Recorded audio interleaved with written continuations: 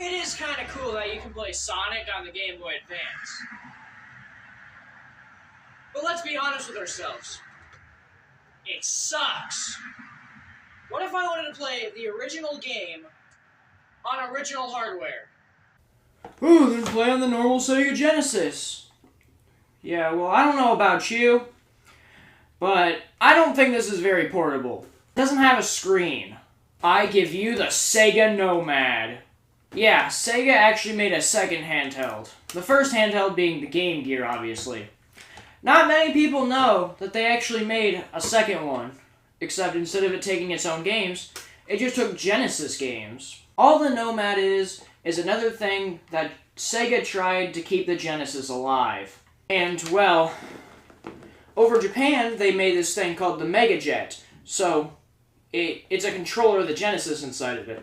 Used for airlines over in Japan, right? Oh, you can bring your Mega Drive games and play on the plane, blah, blah, blah. Well, they had that hardware, so they just brought it to North America and put a screen on it. The weird thing about that is, if they had the technology, why did it only release in North America? This is a North American exclusive console, which is pretty cool. I mean, come on. Who gives a shit? Let's fucking play it! And overall, it's a kind of bulky, but it's a really comfortable system. Get our game, it goes in the top right here like that. A stupid design about the Nomad is the top is slanted. So, when you go to put your game in, don't slant the cartridge with the top, or you could possibly fuck shit up. No, it goes in flat. And, well, let's turn it on. Oh, yeah. This thing took 6 AA batteries. 6! And you're gonna think, oh, then where's the battery? Where's the battery cover, right? No, it's a separate device. And get this, get this. You had to buy it separately. It did not come with the system.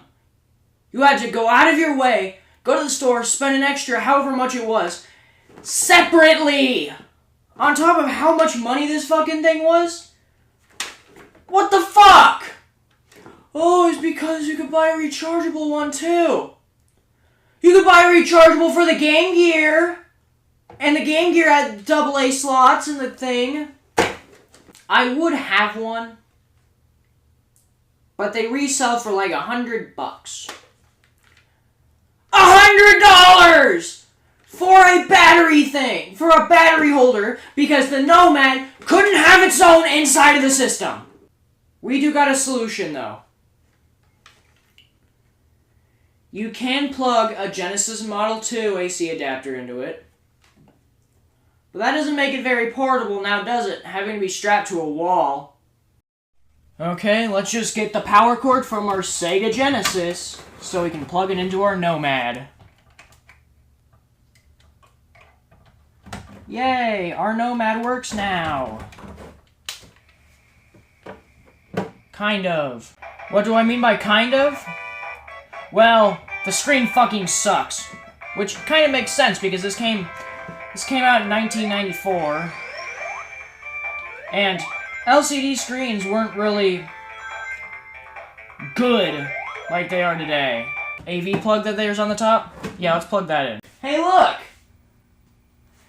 It's a Sega Genesis Wii U now!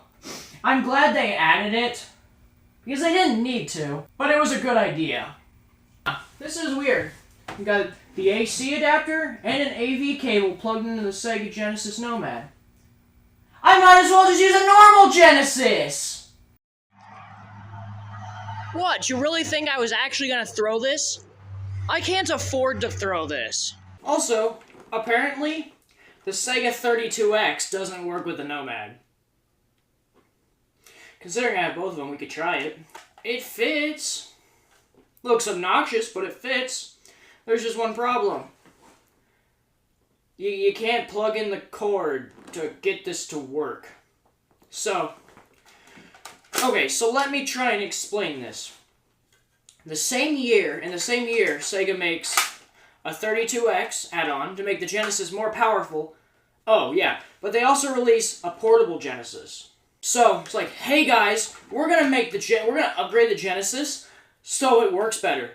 But if you wanted to, you could pay way too much money to have a portable Genesis.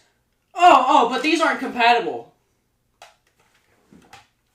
I'm not a rocket scientist, but I'm not completely fucking stupid either. Who thought that was a good idea to have the Nomad not be compatible to 32X?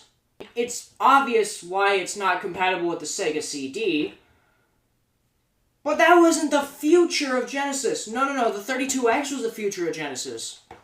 And it doesn't work! Do I recommend it? Not with how expensive these things are. These things range from $250 upwards of $400 working. No. No way in hell should you buy one of these.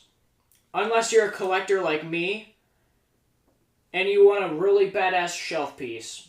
Oh, but it's portable. Switch Online is portable. Emulation's portable. This isn't portable. This cannot fit in my pocket. And I'm saying, I'm not a full-grown adult. This thing is fucking massive. That's all it is. An overpriced shelf piece.